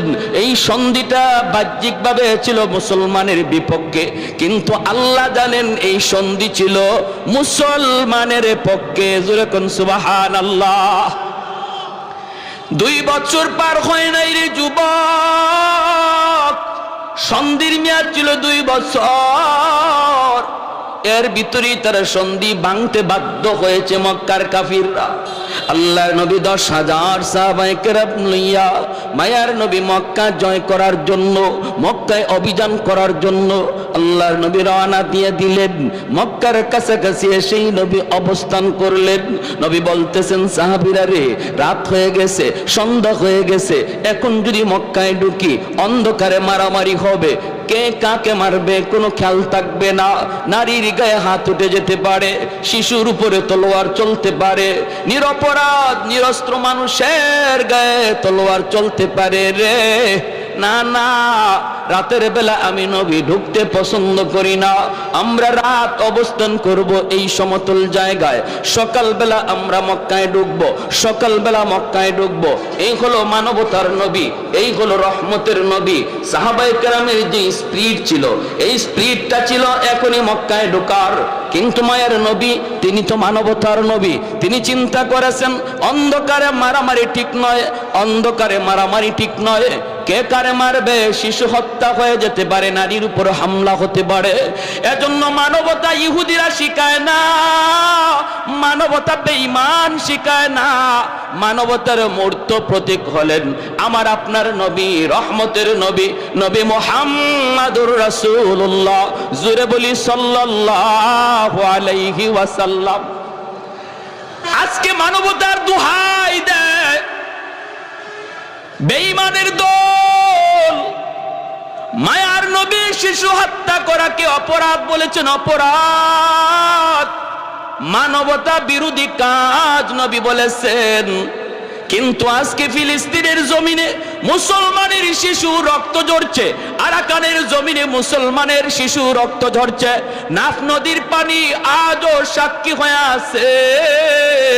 ফিলিস্তিনের জমিনে ছোট্ট শিশুটা একটা পাথরের চাকা দিয়া ঢিল দেয়, ছোট্ট শিশু পাথরের চাকা, মাটির চাকা দিয়া দুশ্মনের দিকে, ইহুদির দিকে ঢিল দেয়। মিডিয়া সেই ইটাটা দেখায়, ঢিল দেওয়াটা দেখায়, কিন্তু এরপরে এই বাচ্চাটারে গুলি করে হত্যা করেছে এই সিনটা দেখায় না। আওয়াজ দিয়া বলেন ঠিক কিনা? অতএব আজ যারা মানবতার স্লোগান তুলে, এদের হাতেই মানবতা হত্যা হচ্ছে। আওয়াজ দিয়ে এখন ঠিক কিনা? ওরা মুসলমানের দিকে হাত উঠায় টেরোরিস্ট বলে। মুসলমান টেরোরিস্ট নয়, মুসলমান সন্ত্রাস নয়। মানবতা শিখাইয়া গেছে মুসলমানের নবী মুহাম্মদুর রাসূলুল্লাহ সাল্লাল্লাহু আলাইহি ওয়াসাল্লাম। সাহাবায়ে কেরামের স্পিড ছিল এখনই মক্কায় ঢুকো, কিন্তু নবী সেই স্পিডকে থামায়া দিলেন। ঢুকতে পারতেন, কেন? মানবতার কারণে, মানবতার কারণে। অতএব আজ আমি ভালো করে বলতে চাই, মুসলমান মানবতা বিরোধী নয়, মুসলমান মানবতা শিখায়। আর ফিলিস্তিনের জমিনে, কাশ্মীরের জমিনে, আরাকানের জমিনে মুসলিম শিশুকে যারা শহীদ করে, এরাই হলো সন্ত্রাসী, এরাই হলো টেররিস্ট। আওয়াজ দিয়ে এখন ঠিক কিনা? আঙ্গুল উঠাবা একদিকে, বাকি 3 আঙ্গুল তোমারে বাস দেয়। আওয়াজ দিয়া বলেন ঠিক কিনা? প্যারে হাজিরিন, এজন্য বলি সাবধান, ভালো করে ইয়াদ রাখো, ভালো করে বুঝো, ভালো করে খেয়াল রাখো। মানবতা কে শিখায় গেছে, আর কাদেরকে সন্ত্রাসী বলো, কাদেরকে জঙ্গি বলো? বলো কাকে? কাকে বলো? এমন একটা নজির দেখাও তোমাদের ধর্মীয় কোনো পৃষ্ঠপোষকের, তোমাদের ধর্মীয় কোনো নেতার। আমার নবী যত উদাহরণ সৃষ্টি করে গেছেন, যত নজির সৃষ্টি করে গেছেন, একজন ভিন্ন ধর্মের কোনো নেতার এমন দৃষ্টান্ত কেউ দেখাতে পারবে? অসম্ভব, পারবেই না। প্যারে হাজিরিন, এজন্য আল্লাহর নবী থামায়া দিলেন। মায়ার নবী বলতেছেন এখানে অবস্থান করো। আল্লাহ নবী এখানে অবস্থান করলেন। সাহাবায়ে কেরামকে নবী বলতেছেন রাত কাটানোর জন্য আমাদের তাবু প্রয়োজন, তাবু বানাও। আবার খাওয়া দাওয়ার জন্য চুলা বানানো লাগবে, হাজত সারার জন্য বাথরুম বানানো লাগবে। চুলা বানাবা, 10,000 মানুষের জন্য যে কটা চুলা প্রয়োজন, এর চেয়ে ডাবল চুলা বানাও। আর 10,000 মানুষের জন্য যে কটা বাথরুমের প্রয়োজন, এর চেয়ে বাথরুম অর্ধেক কম বানাও। সাহাবায়ে কেরাম এই হিকমতটা তখন বুঝেন নাই যে আল্লাহ নবী চুলা বানাইতে বললেন ডাবল, আর বাথরুম বানাইতে বললেন অর্ধেক কম। কি ছিল হিকমত? সাহাবায়ে কেরামের একটাই শুধু আমল ছিল, আল্লাহ নবীর কথা শুনছেন, আদেশ শুনছেন, সাথে সাথে মানছেন, যুক্তি খাটান নাই। সাহাবায়ে কেরাম কোনো চিন্তা করেন নাই কেন এটা করব, নবী কেন বললেন। এর নাম হলো ইতাআত। জোরে বলেন, এর নাম কি? ইতাআত। এর নাম হলো অনুসরণ, এর নাম হলো অনুসরণ। যেখানেই শুনবো আমার নবীর কথা, সেখানেই বুঝতে হবে আমার কথা বাদ। যেখানেই শুনবো আমার নবীর মত, সেখানেই আমার মত বাদ। যেখানেই শুনবো আমার নবীর কথা, আমার নবীর সিদ্ধান্ত, সেখানেই আমার যুক্তি বাতিল। এর নাম হলো উম্মত। আমার মতে মত নয়, নবীর মতে মত। এর নাম, আওয়াজ দিয়া বলেন, আমার মত মত নয়, নবীর মতে মত। এর মত, এর নাম উম্মত। সাহাবায়ে কেরামের ছিল এই নজির। দিন বুঝতেন না, রাত বুঝতেন না, দাঁড়ানো বুঝতেন না, বসা বুঝতেন না। আমরা তো দাঁড়ানো লইয়া আর বসা লইয়া মারামারি করে রক্ত ঝরে। সাহাবায়ে কেরাম দাঁড়ানো বসানো বুঝতেন না, একটাই শুধু বুঝতেন, আমার গোটা জিন্দেগিটা কিভাবে নবীর নমুনা হয়ে যায়। আমার নামাজের কিবলা হবে খানায় কাবা, জীবনের কিবলা কিভাবে হয় মুহাম্মদুর রাসূলুল্লাহ। এই ছিল সাহাবায়ে কেরামের টার্গেট, আর তারা তাই করেছেন। নামাজের কিবলা বানাইছেন খানায় কাবা, গোটা জীবনের কিবলা বানাইছেন মুহাম্মদুর রাসূলুল্লাহ সাল্লাল্লাহু আলাইহি ওয়াসাল্লাম। হাঁটা আমার নবীর মতো, বসা আমার নবীর মতো, হাসি আমার নবীর মতো, ঘুম আমার নবীর মতো, প্রতিটা কাজ নবীর মতো। এজন্যই নবী বলেছেন আসহাবিকান নুজুম বিআইয়িহিম ইকতাদাইতুম ইহতাদাইতুম। আমার একজন সাহাবীর অনুসরণ করো, হেদায়েত পেয়ে যাবা। জোরে কোন সুবহানাল্লাহ। কোন আওয়াজ নাই। বাথরুম বানাইলেন প্রয়োজনের তুলনায় কম, আর চুলা বানাইলেন প্রয়োজনের তুলনায় ডাবল বেশি। আবু সুফিয়ান মক্কার লিডার, খবর পেয়ে গেছে তারা মুহাম্মদুর রাসূলুল্লাহ বেশ সাহাবী লইয়া আসতেন মক্কা দখল করার জন্য, কিন্তু রাত অবস্থান করতেছেন তারা মক্কার পাশেই পাহাড়ের সমতল জায়গায়। সকালে আক্রমণ হবে মক্কা। আবু সুফিয়ান লিডার পাঠাইছে একজন রে, গুপ্তচর সিআইডি পাঠাইছে, যা যায় দেখায় মুহাম্মদের সাথে কি পরিমাণ লোক আসছে, কি পরিমাণ লোক আসছে। এ আসছে আয়েশা পাহাড়ের উপর থেকে তাকাইছে, যে টাইমে সে আসছে এই টাইমটাতে সাহাবায়ে কেরাম নিজেদের খানা পাকানোর জন্য চুলায় আগুন জ্বালাইছেন। এ পাহাড়ের উপর থেকে ময়দানে তাকায় দেখে কের মানুষ গণবো, পুরা ময়দান খালি চুলা আর চুলা। কয় আমারে পাঠাইলো মানুষ গনতে, আমি দি চুলা কই নাই কুল পাই না। মানুষ গনমু কখন? কারণ চুলা প্রয়োজনের তুলনায় কম না ডাবল বেশি? গোটা ময়দান জুড়ে যদি চুলা আর চুলা হয়, এক একজনের জন্য এক চুলা কেউ বানায় না, 5 জন 10 জনের খানা এক পাকানোর জন্য একটা চুলা বানায়। সে বলতেছে রাম রাম রাম রাম, এ কোন কাম? মানুষ গনমু কখন? পিছনে বেগ গিয়ার আবু সুফিয়ান দেখো লিডার, খবর বড় জটিল খারাপ। কই কি খারাপ? কই মোহাম্মদ যে কি পরিমাণ লোক লই আইছে এর হিসাব নাই। কই মানে তুই গনলি না? আরে রাখো মানুষ গনমু, আমি তো চুলাই গই না কুল পাই নাই।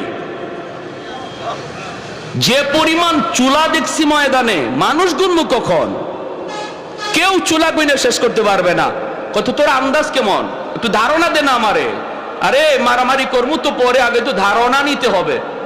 হ্যাঁ কয় নিশো 70,000 হবে, অথচ নবীর সাথে আসছে মাত্র 10,000। নবীজির সাথে সাহাবী কয় হাজার? না হইলো 60-70,000 হবে। আবু সুফিয়ান কয় রাম রাম রাম রাম, এই এত লোকের সাথে কিভাবে যুদ্ধ করব? কত ঠিক আছে, বুঝা পরামর্শ করা দরকার। শেষ সাথে পাঠাইছে আরেকটারে, কয় আগ্রাতের সিআইডির খবর সত্য না মিথ্যা তুই একটু যাচাই করে আয়। এ যে টাইমে আসছে এই টাইমে মুজাহিদরা ঘুম থেকে উঠতে বাথরুমের সামনে লাইন ধরছে। বাথরুম প্রয়োজনের তুলনায় বেশি না কম? তাহলে লাইন শুট হইব না বড় হইব? বুঝছেন অবস্থাটা?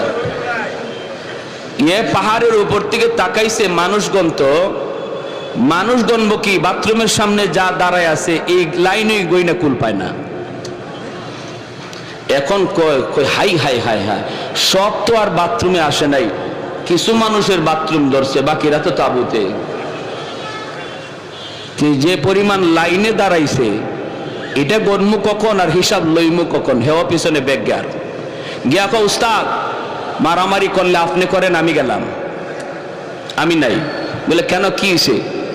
আরে মানুষ যে কি পরিমাণ লই আইছে মোহাম্মদ আমার হিসাবে ধরে না, এটা গণনা করে শেষ করা যাবে না। কয় কেন? বল না কি হয়েছে কনা। কয় আমি বল মনে পড়ে, ও কত কইছিল আগ্রাইতে যে গেছে, কয় 60-70,000। আরে রাখেন 60-70,000, বাথরুমের সামনে যা দাঁড়ায় আছে এটাই তো 60-70,000।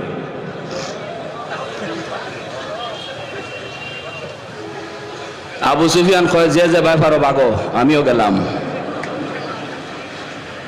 যে যে ভাই পারো বাগো, আমিও পথ দেখি।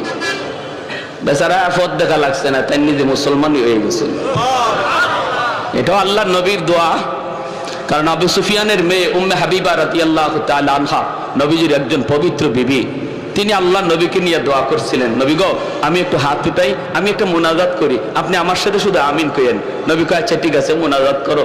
নবীজি হাত উঠাইছেন আর উম্মে হাবিবা হাত উঠাই, আল্লাহ আমার আব্বারে তুমি হেদায়েত দিয়া তোমার হাবিবের সাহাবী বানাই দাও। আর নবী তো আমিন বলে ফেলছেন, দোয়া কবুল হয়ে গেছে। সুবহানাল্লাহ। আমার ভাইরা বন্ধুরা, যুবক, আল্লাহর নবী মক্কায় ঢুকলেন, বিনা রক্তপাতে কেউ নবীকে বাধা দিল না, বাধা দেওয়ার কথাও না। একে একে সবাই যার যার মতো করে চলে যেতে লাগলো। আল্লাহর নবী যখন মক্কায় ঢুকবেন, ওই অবস্থায় মক্কার মানুষগুলি তারা এরপরও বিশ্বাস করে না। কিছু না কিছু নবী তো বদলা নিবেনি। আল্লাহর নবী রুডুইকে এলান করলেন, লা তাসরিবা আলাইকুমুল ইয়াউম, আজকের দিন বদলা নেওয়ার দিন নয়, আজকের দিন আল ইয়াউম ইয়াউমুল মারহামা, আজকের দিন হলো রহম করার দিন, আজকের দিন হলো ক্ষমা করার দিন। নবী বলেন আমি মক্কার সবগুলি মানুষকে ক্ষমা করে দিলাম, যারা আমার উপরে নির্যাতন করেছে, আমার সাহাবীদের উপরেও নির্যাতন করেছে, সবাইকে সাধারণ ক্ষমা করে দিলাম। আল্লাহর নবী যখন সাধারণ ক্ষমা করে দিলেন, সাহাবায়ে কেরাম এসে বলেন, নবী গো, ওগো নবীজি, সবকে আপনি মাফ করে দিলেন, কেমন করে গো নবী? আপনি কি আম্মার ইবনে ইয়াসিরের নির্যাতনের কাহিনী ভুলে গেছেন? আপনি কি বেলাল হাবশির নির্যাতনের কাহিনী ভুলে গেছেন? আপনি কি খাব্বাবের নির্যাতনের কাহিনী ভুলে গেলেন? আপনি কি আবু বকর সিদ্দিকের নির্যাতনের কাহিনী ভুলে গেলেন? আল্লাহর নবী, রহমতের নবী বলেন, সাহাবীরা রে, আমি ভুলি নাই, আমি কারো নির্যাতনের কথা ভুলি নাই। তোমরা কি আমি নবীর নির্যাতনের কথা ভুলে গিয়েছো? আমার উপর মক্কায় যে নির্যাতন হয়েছে এটা কি তোমরা ভুলে গিয়েছো? সাহাবীরা কই না গো নবী, আমরাও ভুলি নাই। নবী বলেন, এই মক্কার জমিনে আমি নবী এতিম, ওই অবস্থায় আমি দাওয়াতের কাজ শুরু করেছি। কত নির্যাতন, কত মাথায় আঘাত, রক্ত ঝরলো। খানায় কাবার সামনে সেজদায় গেলাম, দুশমন মাথার উপরে উটের নাড়ি বুড়ি চাপায় দিল, দম যায়। আমার মেয়ে ফাতেমা দৌড় দিয়ে আইসা উটের নাড়ি বুড়ি ধাক্কা দিয়ে ফালায়।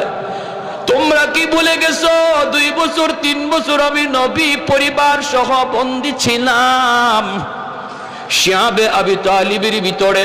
আমি তো বন্দী ছিলাম, কারাগারে বন্দী ছিলাম। এই 1 বছর নয় 2 বছর, 1 বছর নয় 2 বছর, 2.5 বছর টাইম। এই টাইমের ভিতরে কোনো খানা পানি তারা দেয় নাই। আমার পরিবারের লোকগুলি গাছের পাতা খেয়ে খেয়ে জীবন ধারণ করেছে। মহিলাদের বুকের স্তনের দুধ শুকিয়ে গেছে, বাচ্চাগুলির কান্না আমি নবীর কানে এখনো ভাসে। ক্ষুধার যন্ত্রণায় একদিন রাতের অন্ধকারে আমার পায়ের নিচে কি পড়লো, একটু নরম নরম মনে হয়েছে, আমি খাবার মনে করে খেয়ে ফেলেছি। আমি নবী আজও জানি না ওই দিন আমি কি খেয়েছিলাম। এত নির্যাতন, এত বিপদ, এত মুসিবত, তোমরা কি আমার সেই কাহিনীগুলি ভুলে গেছ? সাহাবাই কেরাম চোখের পানি মুছে আর কই না গো নবী, ভুলি নাই। আল্লাহ নবী বলেন, আমি আমার নির্যাতনের সব কথা ভুলে গিয়া যদি মক্কার মানুষকে মাফ করে দিলাম, তোমরা কেন মাফ করতে পারবা না? সাহাবীরা মনে রাখো, বদলা নেওয়ার জন্য মক্কা দখল করি নাই, আল্লাহর নাম উচ্চারণ করার জন্য, কালেমার পতাকা উত্তোলন করার জন্য মক্কা দখলে নিয়েছি। যেই মানুষগুলা তোমাদের বাড়িগুলি দখল করে রেখেছে, ওই বাড়ির মালিক সে নয়, সে হলো দখলদার। মালিক হলে তোমরা। আজ সেই বাড়িতে ফিরে যাও, যায়া বাড়ি দখলে নেওয়ার জন্য নয়, যায়া বলবা, ভাইরে তুমি এতদিন পর্যন্ত আমার বাড়ির দখলদার ছিলাম, মালিক ছিলাম না, আমি ছিলাম মদিনায় যাওয়ার কারণে আমার বাড়ি তুমি দখল করে নিয়েছো। আজ আমি তোমাকে মালিকানা সহ বুঝা দিলাম। রুহামাউ বাইনাহুম, আমার নবী রহমতের নবী কি পরিমাণ দরদ! আল্লাহ নবী রহমতের নবী সবাইকে ক্ষমা করে দিলেন, এরপর মক্কার মানুষজন বিশ্বাস করে না, কয় কিছু না কিছু বদলা তো নিবি, যেই পরিমাণ নির্যাতন মক্কার মানুষে করছে, বদলা আবার নেয় না কেমনে? আল্লাহর নবী হঠাৎ করে দেখেন মানুষগুলি বিশ্বাস না কইরা ঘরের মাল সামানা মাথায় লইয়া তারা পাহাড়ের দিকে চলে যায়। নবীজি তাকায় দেখেন মানুষগুলি নবীকে চিনে না, আমার নবী কি চিনে না। ওই অবস্থায় নবীজি হাঁটেন আর দেখেন একজন বৃদ্ধা মহিলা মাথার মধ্যে ভারী একটা বোঝা নিয়ে যায়, কষ্ট হয়ে যেতে পারে না। রহমতের নবী কাছে যাইয়া ডাক দিয়ে বলতেছেন, মা গো কই যাও? মহিলায় কয়, বাবা তুমি শুনো নাই? বলে কি? কয় মক্কা মুহাম্মদ দখল করে নিয়েছে, এই মক্কা মুহাম্মদ দখল করে নিয়েছে, তুমি বুঝি শুনো নাই? আল্লাহর নবী বলেন, মা গো শুনেছি, এও তো শুনেছি মুহাম্মদ তোমাদের কি ক্ষমা করে দিয়েছে। মহিলায় কয়, না রে বাবা, তুমি মুহাম্মদ রে চিনো না। মুহাম্মদ রক্তপাত পছন্দ করে, খুব গরম মানুষ, মোহাম্মদ মারামারি কাটাকাটি বেশি পছন্দ করে, এজন্য বদলা নিবেই নিবে, তাড়াতাড়ি জান বাঁচাও। আল্লাহর নবী তখনও নিজের পরিচয় নবী দেন না, পরিচয় না দিয়া নবী বলতেছেন, মা গো বোঝাটা অনেক ভারী, অনেক ভারী, তুমি বৃদ্ধা মানুষ, নিতে কষ্ট হয়, আমি জোয়ান মানুষ, আমার মাথায় তুমি বোঝাটা উঠায় দাও, যেখানে যেতে চাইবা আমি তোমাকে সেখানে পৌঁছায় দেব। একটু জোরে কোন সুবহানাল্লাহ। कौनैन मुख्तार खुदा तुमको बनाया, कौनैन मुख्तार खुदा तुमको बनाया, उम्मत का निगाहबान खुदा तुमको बनाया, उम्मत का निगाहबान खुदा तुमको बनाया। मौला मेरा आका मेरा रहमत की नबी है, मौला मेरा आका मेरा रहमत की नबी है, ताजदार मदीना के तो माहे अरबी है, ताजदार मदीना के तो माहे अरबी है, अशजार ने देते हैं नबूवत के शहादात, तशकीक कमर में है तो अंगुल की इशारात, तशकीक कमर में है तो अंगुल की इशारात। একটু জোরে বলি আল্লাহু আকবার, মুসলমানের আওয়াজে বলি আল্লাহু আকবার। আল্লাহর নবী মহিলাকে যেই মাত্র এই কথাটা বললেন, মহিলায় কয় বাবা তাহলে তো বড় উপকার হতো। নবীজির মাথায় বোঝাটা চাপায় দেওয়া হলো। আমার নবী আপনার নবী মাথায় বোঝাটা লইয়া নবীজি পাহাড়ের দিকে যাইতে শুরু করলেন।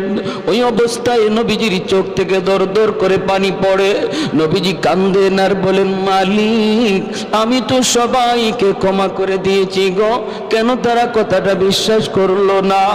ও মালিক তুমি আমাকে এজন্য হাসরের মাঠে কোনো পাকড়াও কইরো না। দেখো না মালিক আমি তো তাদেরকে আরো সহযোগিতা করতেছি। নবীজি যান, আমার নবীর চোখ থেকে দর দর করে পানি পড়ে। পাহাড়ের কাছাকাছি যাইতেই মহিলায় কয়, বাবা যুবক এই জায়গায় বোঝাটা তুমি নামায়া দাও। আল্লাহর নবী বোঝাটা এখানে নামায়া দিলেন। নবীজি চলে আসবেন, কথা নাই বার্তা নাই, নবীজির চোখের পানিটা মুইসা তিনি চলে আসবেন। এমনি মহিলা ডাক দিয়া কয়, রে যুবক এই দিকে যাবা না ওই দিকে যাও। আল্লাহর নবী বলেন, মা গো ওই দিকে গেলে পরে কি হবে আর ওদিকে গেলে কি হবে? কয় বাবা ওই দিকে যদি যাও মুহাম্মদের সামনে পড়ার ভয়, মুহাম্মদের সামনে পড়ার ভয় আছে রে বাবা, এই দিকে তুমি যেও না। তোমার মতো যুবক আল্লাহর জমিনে আরেকজন আমার নজরে পড়ে নাই। বাবা তুমি এত ভালো, বাবা মুহাম্মদের সামনে পড়তে পারো, ওই দিকে যাও। এইবার নবীজি চোখের পানিটা বইসা কয়, মা গো মুহাম্মদ সম্পর্কে তোমার ধারণা কেমন? কয় বাবা ধারণা তো ভালো না, মুহাম্মদ তো অনেক গরম মানুষ, খালি গরম কথা, খালি গরম কাজ, নরম বলতে কিছু নাই, শুধু রক্তপাত। নবী তখন বলেন, মা গো মুহাম্মদ সম্পর্কে তোমার এমন ধারণা, এটা কি মুহাম্মদকে দেইকা তুমি নিছো নাকি কারো কথা শুই না এমনটা মনে করতেছো? মহিলায় কই বাবা আমি জীবনে মুহাম্মদকে দেখি নাই, আবু জাহেলের কথা শুই না, উতবা সাহেবের কথা শুই না, এমনটা মনে করি। আল্লাহর নবী তখন চোখের পানিটা মুছে আর কই, মা গো আর মানুষের কথা শুই না, মুহাম্মদকে চেনা লাগবে না, নিজের চোখে দেখে নাও। যেই যুবক তোমার বোঝা মাথায় নিয়ে এই পর্যন্ত আসলো, আমি সেই মুহাম্মদ। মহিলার চোখ থেকে দর দর করে পানি পড়ে, চিৎকার দিয়া কয়, মুহাম্মদ তুমি যদি মুহাম্মদ হও তাহলে এতদিন যা শুনেছি ভুল শুনেছি, এতদিন যা শুনেছি সব মিথ্যা শুনেছি। বাবা আবু জাহেল যা বলেছে মিথ্যা বলেছে, লিডারগুলি যা শোনাইছে মিথ্যা শোনাইছে। বাবা তোমার মতো এত নরম দিলের মানুষ আল্লাহর জমিনে হয় না রে। বাবা আমি আর দেরি করতে চাই না, তাড়াতাড়ি কালেমা পড়ে মুসলমান বানায় দাও। সেই নরম নবী গরম হয়েছেন, ওই নরম নবী তিনি আবার গরম হয়েছেন। কেমন গরম হয়েছেন? মদিনার মসজিদের মিম্বর, মায়ের নবী দয়ার নবী বলেন, কাব ইবনে আশরাফের কল্লা কাইটা আমি নবীর সামনে কে আনতে পারবা? মসজিদ নববীর মিম্বর থেকে নবী ঘোষণা দিলেন, জ্যান্ত একজন মানুষের কল্লা কাইটা আমি নবীর সামনে হাজির করবা। কে আসো এমন? বলুন তো ওই সময় নবীজি নরম নাকি গরম? আরেকটু জোরে, নরম নাকি গরম? চেহারাটা আমার নবীর লাল হয়ে গেল, আল্লাহর নবীর চেহারাটা একদম লাল হয়ে গেল। নবী বলেন, ওই বেঈমানের, ওই মুনাফিকের কল্লাকে এটা আমার সামনে কে আনবা? সাথে সাথে মুহাম্মদ ইবনে মাসলামা রাদিয়াল্লাহু তাআলা আনহু তিনি দাঁড়ায় গেলেন, ডাক দিয়ে বলতেছেন, নবী গো আমাকে অনুমতি দেন গো নবী, আমি দুশমনের কল্লাটা কাইটা আপনার সামনে হাজির করব। নবী বললেন, যাও, তোমাকে আমি অনুমতি দিলাম। মুহাম্মদ ইবনে মাসলামা রাদিয়াল্লাহু তাআলা আনহু দুইজন সঙ্গী নিয়ে রওনা দিলেন, সঙ্গী নিয়ে রওনা দিলেন। ভাইরে, তিনি কে? তিনি এমন একজন সাহাবী, যেমন তার সাহস তেমন তার বুদ্ধি। হুদায়বিয়ার সন্ধির সময় একা 100 দুশমনকে গ্রেপ্তার করে বন্দী করে নবীর সামনে হাজির করেছিলেন। বলুন তো একজন মানুষ 100 মানুষকে বন্দী করা এটা শুধু শক্তির কাম নাকি বুদ্ধির বেশি কাম? হ্যাঁ, কি পরিমাণ বুদ্ধি, কি পরিমাণ বুদ্ধি! দুইজন সাথী নিয়ে তিনি রানা ইহুদিদের লিডার কাব ইবনে আশরাফের কল্লা আনবেন। কেন? কারণ নবী বলেন, সে আমার আল্লাহকে গালি দেয়, আমি নবীকে গালি দেয়, আমি নবী আমার গালি সইতে পারবো, আল্লাহকে গালি দিলে আমি নবী সইতে পারি না। সে মুসলিম নারীদের নিয়ে ব্যঙ্গ করে, মুহাম্মাদুর রাসূলুল্লাহ আল্লাহকে গালি দিলে বন্ধু সয় না, আর বন্ধুকে গালি দিলে আল্লাহ সয় না, ঠিক কিনা? এর নাম হলো মহব্বত। এর নাম মহব্বতের মানুষকে কেউ যদি গালি দেয়, সত্যিকারের আশিক রাসূল সেটা সইতে পারে না। যে বলবে আমার নবীকে আমি মহব্বত করি, ভালোবাসি, নবীকে গালি দিলে আশিক রাসূল ঘরে বসে থাকতে পারে না, সে অবশ্যই জবাব দিবে, রাজপথে নামবে, রক্ত দেখলে রক্ত দিতে প্রস্তুত হবে। বাংলার জমিনে কি পরিমাণ সত্যিকারের আশিক রাসূল আছে প্রমাণ হয়েছে। আর যারা নবীর ইশক ভালোবাসা মুখে শুধু কয়, রাজপথে দেখা যায় না, জিলাপি পাইলে দেখা যায়। এরা সত্যিকারের আশিক নয়, মুখে আশিক, মূলত আস্থা একটা চিটা। স্কুল কলেজ ভার্সিটির ভিতরে আজকে প্রমাণ হয়েছে আশিক রাসূল আসেনি না নাই, ঠিক কিনা? আল্লাহর নবী বলেন, যাও।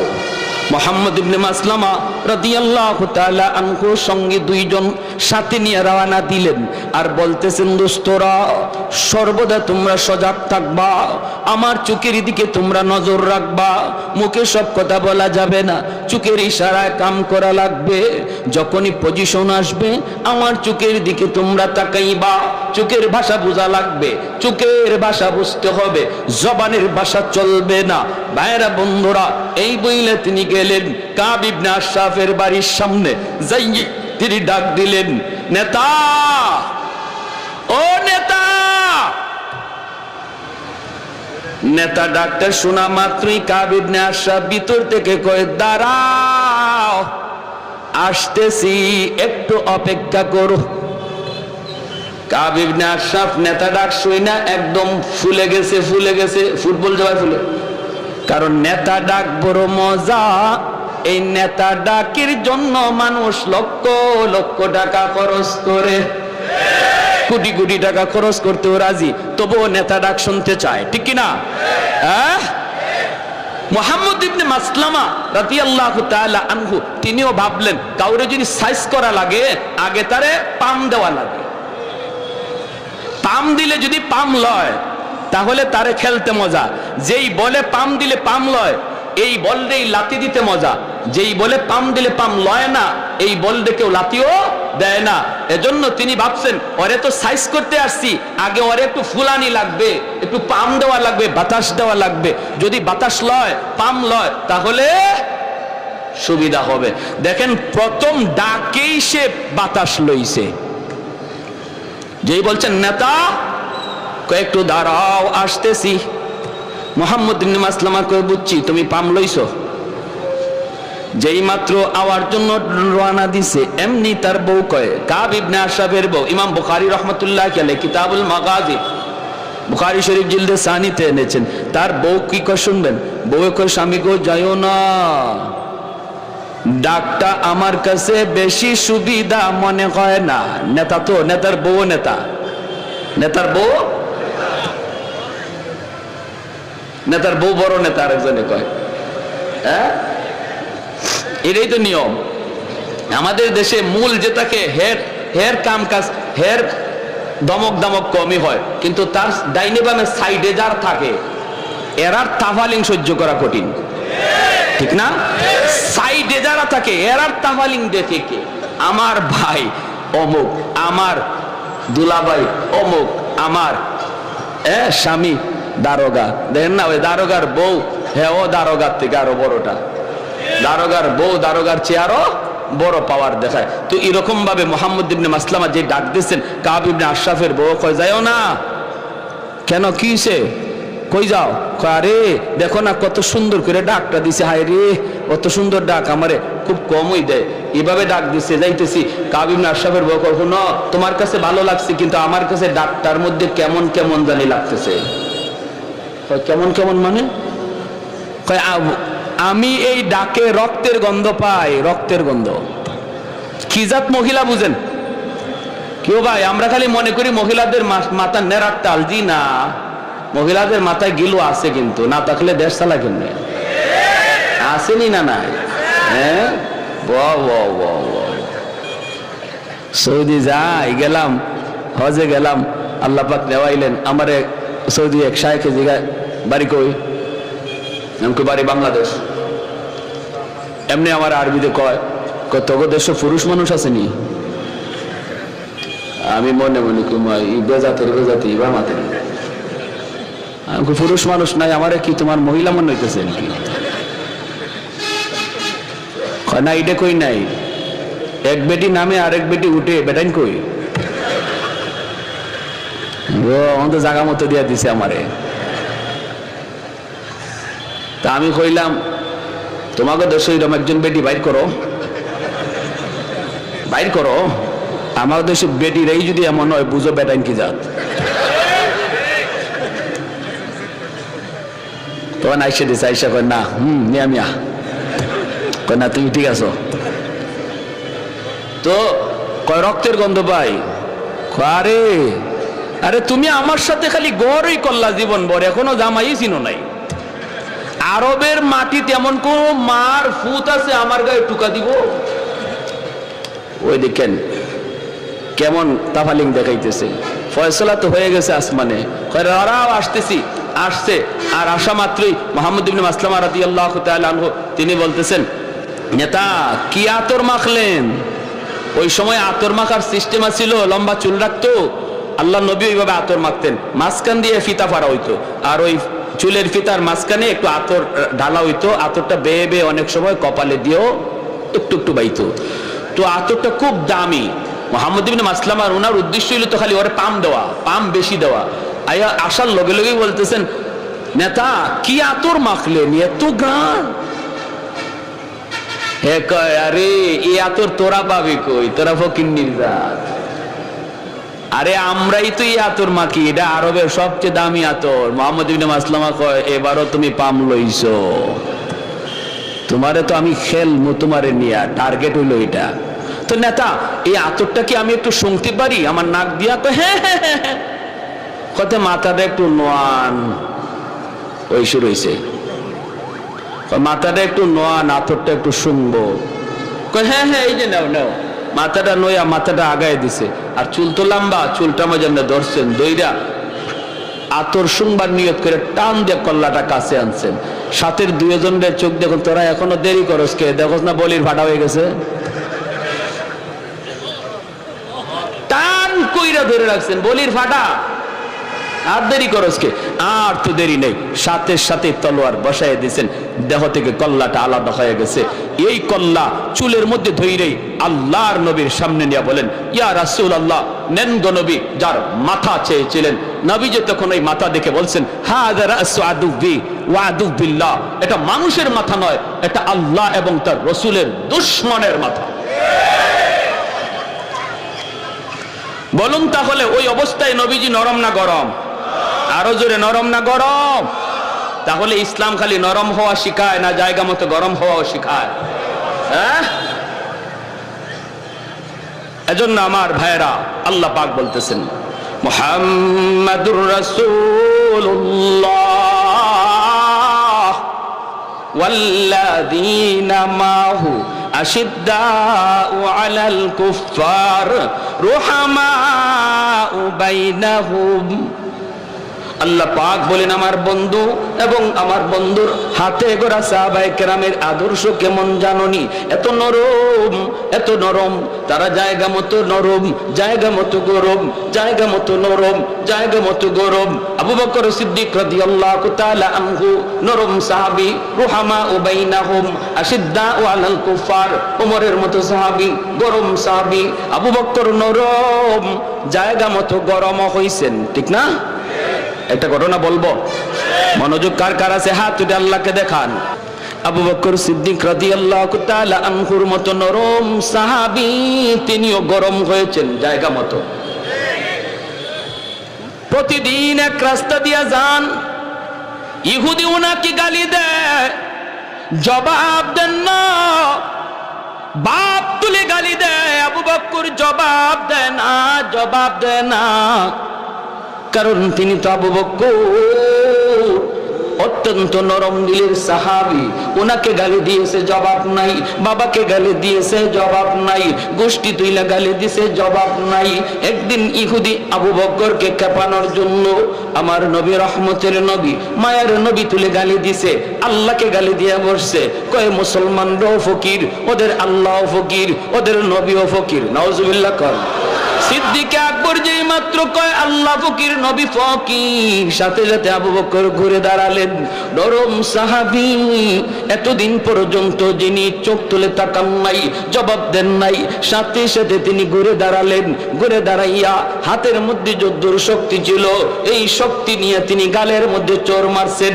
চট্টা খাইয়া গালটা একদম 5 আঙ্গুলের দাগ বসে গেছে, দপাস দিয়ে মাটিতে পড়ে গেছে, ওই পাশ দিয়ে পড়ে গেছে। নরম হাত যখন গরম হয় কেমন হয় একটু বুঝেন? আরো জোরে ঠিক না? নরম হাত যখন গরম হয় তখন খবর হয়ে যায়, খবর হয়ে যায়। আবু বকরের হাত ছিল এতদিন নরম, হঠাৎ করে হয়েছে গরম। নরম হাতের পিছনে আছে আল্লাহর হাত, ঠিক কিনা জোরে বলেন? উলামায়ে কেরামের হাতের পিছনে আছে আল্লাহর হাত, ওলি আল্লাহদের হাতের পিছনে আছে আল্লাহর হাত, নবীদের হাতের পিছনে আছে আল্লাহর হাত, সাহাবীদের হাতের পিছনে আছে আল্লাহর হাত। উঠে না, উঠে না, উঠে না, উঠে না, উঠলে খবর হয়ে যায়, ঠিক কিনা জোরে কর? উঠে না, উঠে না, উঠে না, উঠলে খবর খাওয়া যায়। মুসা নবীর হাতের তাপ্পর খাইছিল ফেরাউনে, সেই শিশুকালে দুধের বয়সে, দুধ বয়সে ফেরাউনে খাইছে মুসা নবীর হাতের তাপ্পর। খাইয়েই ডাক দিছে আসিয়া রে, ও আসিয়া কই গেলা, তাড়াতাড়ি আও, খবর হয়ে গেছে। কি হইছে? কই আমার গালে চোর মারছে। কেডায় মারছে? কয় এই ছোট বাচ্চায়। আসিয়া বলি, এটা তুমি কি কও? ছোট বাচ্চা হাত নাড়ানাড়ি করছে, তোমার গায়ে লাগছে, গালে লাগছে, তুমি কও চর। বাচ্চারা এমনি তো হাত নাড়ানাড়ি করে। ফেরাউনে কই না গো আসিয়া, চরটা আমি খাইছি, আমি বুঝি। ইডা বুঝা মারছে না না বুঝা মারছে, আমি বুঝছি ভালো কইরা। ছোট মানুষের সন্না ঈশ্বরের মাঝে কি শক্তি আছিল এটা আমি টের পাইছি। তাহলে বুঝলেন নবীদের হাতের পিছনে আল্লাহর হাত। উঠে না, উঠে না, উঠলে খবর হয়ে যায়, ঠিক কিনা? উলামায়ে কেরাম হাত তুলে না, তুলে না, তুলে না। উলামায়ে কেরাম নরম জাতি, নরম থাকতে দাও। উলামায়ে কেরাম হাদিস পড়ায়, উলামায়ে কেরাম দিনের কাজ করে, দিনের কাজ করতে দাও। তোমরা মরা গরু হাড্ডি চাবাও, যা মন চায় তা চাবাও। আমাদের কোরআনে আঙ্গুল দিও না, আমাদের টুপিতে আঙ্গুল দিও না, মুসলমানের দাড়িতে আঙ্গুল দিও না, নামাজে আঙ্গুল দিও না। উলামায়ে কেরাম যাদের উসিলায় আল্লাহ জমিনে রহমত নাজিল করে, এদেরকে নিয়ে ষড়যন্ত্র করবা না, ষড়যন্ত্র করবা না। মনে রাখবা, যদি করো, যদি আঙ্গুল তুলো, যদি কোরআনে আঙ্গুল তুলো, তাহলে এই নরম হাত কিন্তু গরম হয়ে যায় মুসা নবীর হাতের মতো, আবু বকরের হাতের মতো। ঠিক কিনা জোরে কও? যে যে লাইনে আসো এই লাইনে পণ্ডিতি করো, আরেক লাইনে যাও না। তুমি তোমার ইঞ্জিনিয়ারি লইয়া আসো, এই লাইনে পণ্ডিতি যা পারো করো। আমরা তোমার ইগানোকে পণ্ডিতি করি না। তুমি ডাক্তারি লইয়া আসো, এই লাইনে পণ্ডিতি করো। আমরা এই লাইনে গিয়ে কথা কইও না, কারণ এই লাইনে আমরা পণ্ডিত না। কিন্তু আমরা যে লাইনে পণ্ডিত, এই লাইনে পণ্ডিতি করতে আইও না। ইগানো করার আগে একটু বুঝছো, তুমি মেজর হও আর ডাক্তার হও আর যাইও, যত যা কিছুই হও, যার যার পণ্ডিতি যার যার সাবজেক্টের উপর। ঠিক কি না? উলামায়ে কেরামের কথার ভুল ধরতে গেলে এই লাইনে তোমাকে আগে পণ্ডিত হওয়া লাগবে। সবাইকে এই কথা জেনে রাখা উচিত।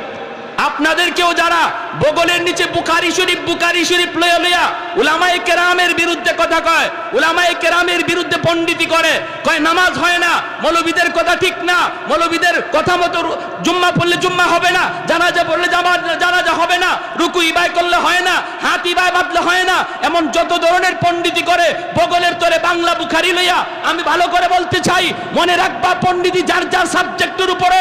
যদি আপনাদেরকে কেউ এমন পণ্ডিতি করতে বলে, পরিষ্কার টান দিয়ে ধুইরা মুফতি সাহেবের কাছে আনবেন, মুহাদ্দিস সাহেবের কাছে আনবেন, দেখেন তার পাতলা পায়খানা শুরু হয়ে যাবে। তখনই কইব আমার পেটে কামড় মারছে, আমারে বাথরুমে যাইতে দাও। ঠিক না? আপনারা কোনো তর্কে যাবেন না। আপনারা তো তো সহি হাদিসের বান্ডাল লইয়া আইছে, অতএব এর সাথে আপনারা চাপা করে পারবেন না। হ্যাঁ, কয়েকটা হাদিস মুখস্থ করে বহুত বড় চাপা লইয়া আসছে, এর খালি কইবেন চল মুফতি সাহেবের কাছে যাই, দেখবেন হের জ্বর উঠতে গেছে, জ্বর। এটা হইলো হের ট্যাবলেট, এটা হইলো ট্যাবলেট। আপনারা তর্কে যায় না। অদ্দূরে বলে ভাই এত হাদিস বুঝি না, এত সহি হাদিস আর হাসান হাদিস, গায়রে সহি হাদিস এবং জয়ীফ হাদিস কি কয়, এত কিছু বুঝি না, চলো হুজুরের কাছে যাই, দেখবা হের সাথে সাথে 104 ডিগ্রি জ্বর। ঠিক না? পণ্ডিতি যার যার সাবজেক্টে। প্যারে হাজিরিন, বলেন, আমরা নিষেধ করি না। উলামায়ে কেরাম বলতেছে আপনারাও কিছু জানছেন, বলেন, বুঝান, কিন্তু একজন আলেমের, একজন মুফতি মুহাদ্দিসের কথাকে যদি আপনার কাউন্টার দিতে হয়, তাহলে অবশ্যই এই লাইনে আপনার অভিজ্ঞতা থাকা লাগবে। আর আলেমদের কথা শুই না আপনি বলতেছেন উলামায়ে কেরামের জবানে শুনছি, এমন কই আপনি করেন না। দাওয়াতে তাবলীগ করতেছে, ভালো, দাওয়াতে তাবলীগে এইভাবে চলছে, আলেমদের জবানে শুনছি, ভালো কথা। কাউন্টার যদি দিতে হয় এই লাইনে অভিজ্ঞতা থাকা লাগবে। এটা তো একটা পাগলেও বুঝে, তুমি মেজরিয়া বুঝো না তো তোমার মাথায় কি ঢুকছে? ঠিক কিনা?